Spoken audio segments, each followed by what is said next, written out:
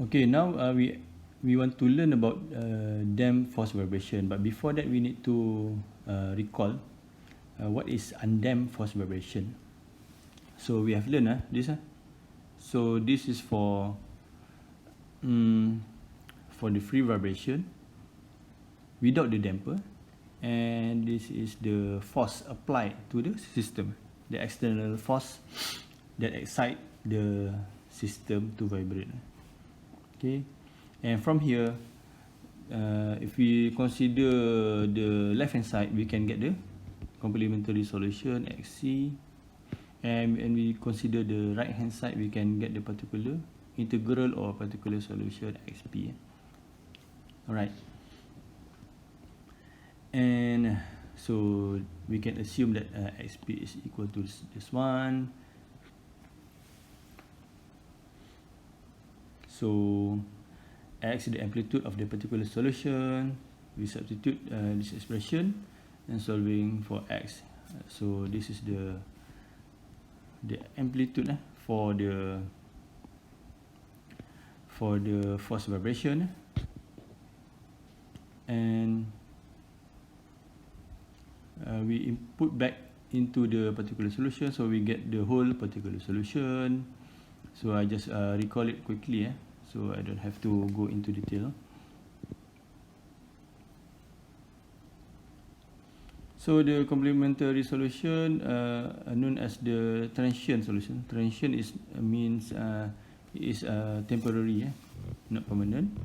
But for external force, we call it the steady state solution, where it is permanent. So for the transient solution, which is the free vibration, it dies out with the small amount of damping, which is almost unavoidably present. Alright, so sometimes we can ignore the transient solution. So the transient solution or the complementary solution. So for the general solution, X is equal to X C plus XP. So sometimes if we have a big enough damper, we can just ignore the complementary solution. We just consider the particular integral or particular solution. Okay, because it dies out. So sometimes in the question it will ask you the steady state displacement. So steady state displacement is the XP alone without the XC. Okay, so again we can calculate the big M is the magnification factor. We have learned this before in force vibration. So hopefully you can remember that. Now we go to the damped force vibration. So we simply add this component, the dashpot component in the equation.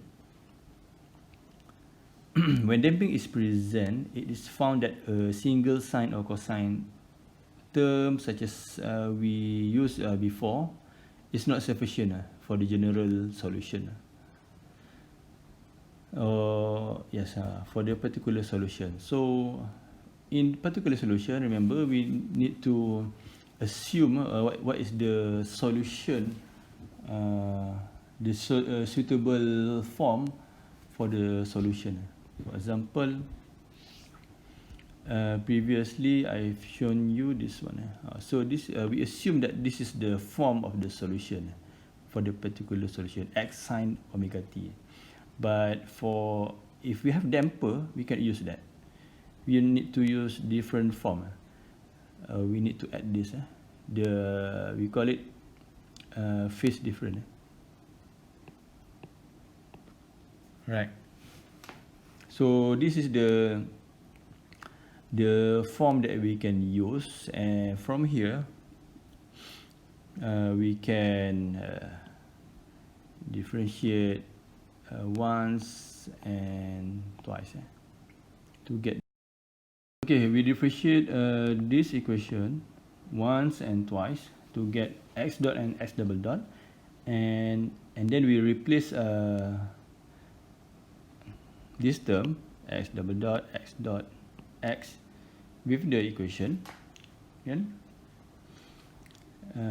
then we can rearrange it so we get this solution.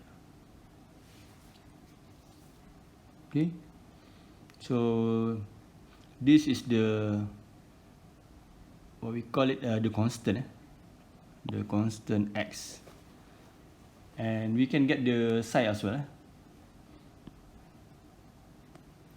The psi is the phase difference.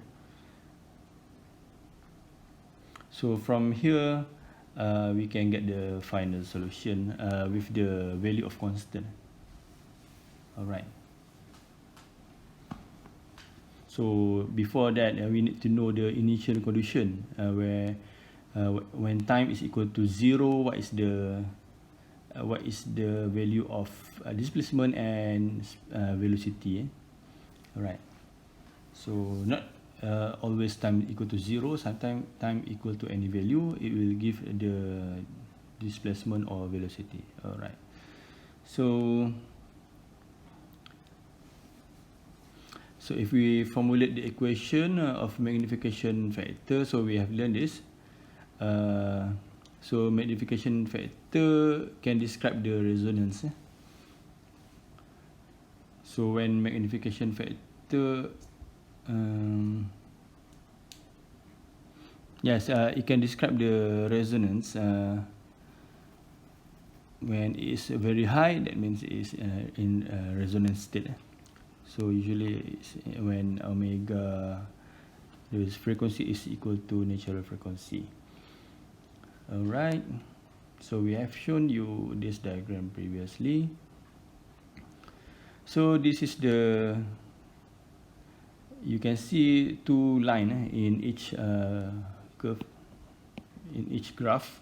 So the straight line is the undamped force vibration, while the dotted line is the damped vibration. So you can see that when you damp force vibration, there will be, it is possible to have phase difference. So the phase is the difference in phase is right here, the psi. So right here. Okay. So you can see that the phase, this is two example where at the top the phase is small. This is the psi, and at the bottom the phase is a little bigger. So we can calculate.